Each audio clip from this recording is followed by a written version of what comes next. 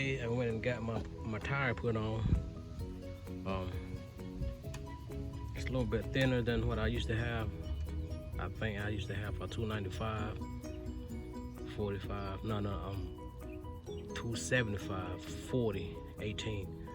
So I got this 295, 30 for a good deal. Brand new. I got them for 60 bucks a piece. So it's a little bit thinner.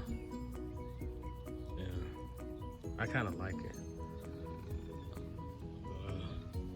Alright, so today what I'm gonna be showing you guys my setup.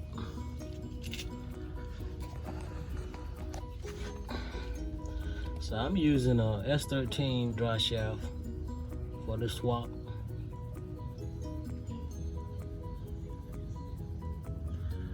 I mean, they fit perfectly.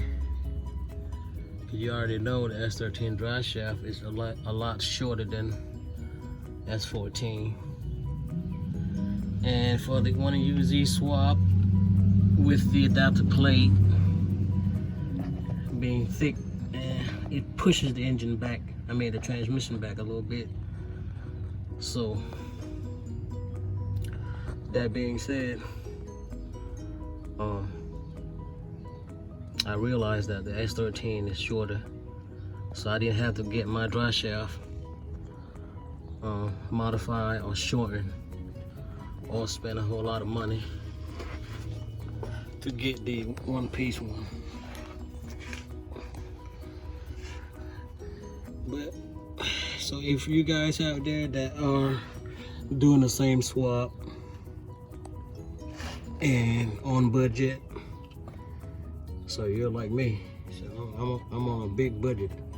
I'm trying to do it as cheap as possible. You know,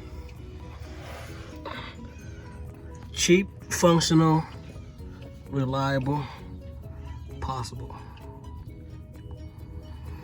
So that's where the S14 carrier bearing used to sit at, right there. So if you're using the S13 Driveshaft, as you can see here, it's all the way up here, and this is about the only thing that you can modify. You're gonna modify this little section here, little carrier bearing, bracket. Just weld something here to hold it down. And for shield, dust shield right here, it used to be right here on this spot. You can pry it out, just tap it out nicely, it'll come out, and that's what's gonna look like right there. It's flush with that. And as you can see, that in flushes with that. Got a little slack.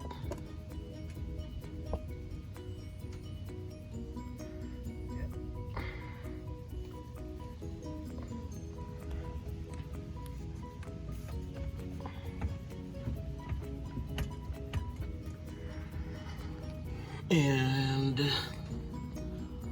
for the transmission cross member, I just drill one hole in between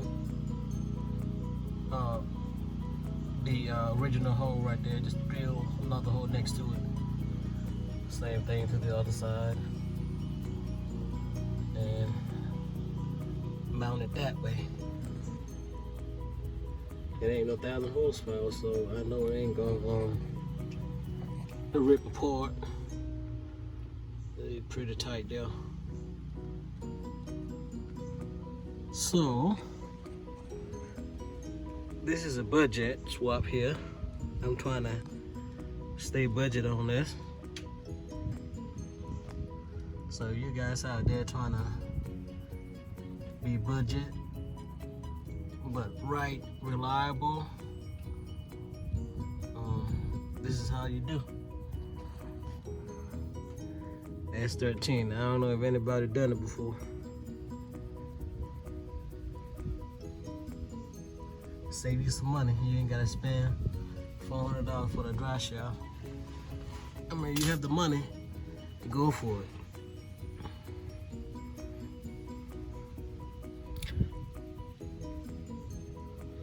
Yep, if you have the money, go for it. Or you can even get the S14 dry shaft shortened, about 1.5 inches, 2 inch. It'll fit just right. Every one you use these, I guess it's different. You know, if you're using different mounts, motor mounts and stuff like that. But if you're using the mount that I use, then